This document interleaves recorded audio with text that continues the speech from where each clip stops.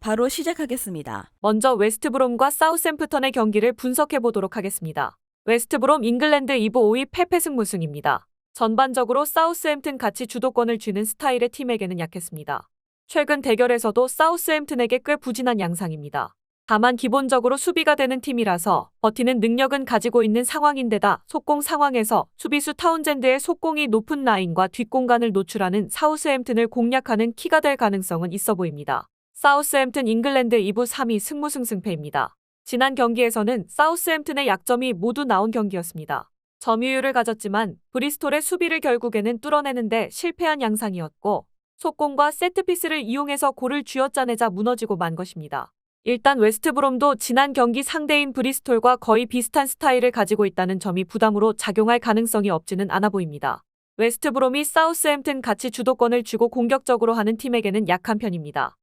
다만 버티기 능력이 뛰어난 편이고 공격에서도 상대 뒷공간을 공략할 수 있는 수비의 역량을 생각한다면 언더 2.5 양상으로 경기를 몰면서 이기지는 못해도 무승부 양상을 만드는 퍼포먼스 정도는 기대할 수 있지 않을까 생각되는 매치입니다.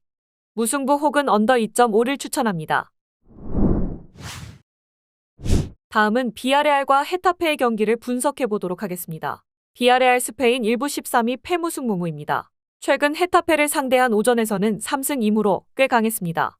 다만 홈에서도 4경기 연속으로 한 골 차이의 신승을 기록하는 등 헤타페의 4-4-2 양상의 플레이를 지공으로 확실하게 공략한 사례가 잦다고 보기는 어려운 것이 사실입니다.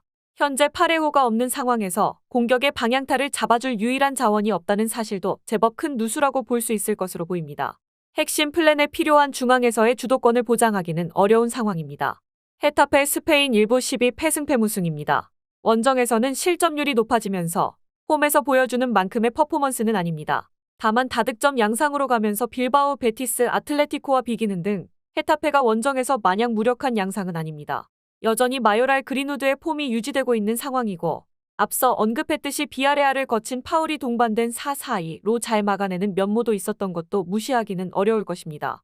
물론 헤타페의 원정 난조와 비아레알과의 전적을 무시하기 어려운 것이 사실이나 비아레알도 4-4-2 양상에 거친 헤타페 플랜에 고전하는 경우는 홈에서도 잦았고 현재 파레호가 없는 상황에서 확실한 점유가 가능한 상황인지도 의문스럽다고 볼 수 있을 것입니다. 핸디캡을 걸고 헤타페의 선전을 기대하는 것도 좋은 선택이 될 듯합니다. 오버 2.5 양상의 무승부를 기대해 볼 수 있을지도 모릅니다. 마지막으로 리옹과 니스의 경기를 분석해 보도록 하겠습니다. 리옹 프랑스 1부 13위 승패승승승입니다.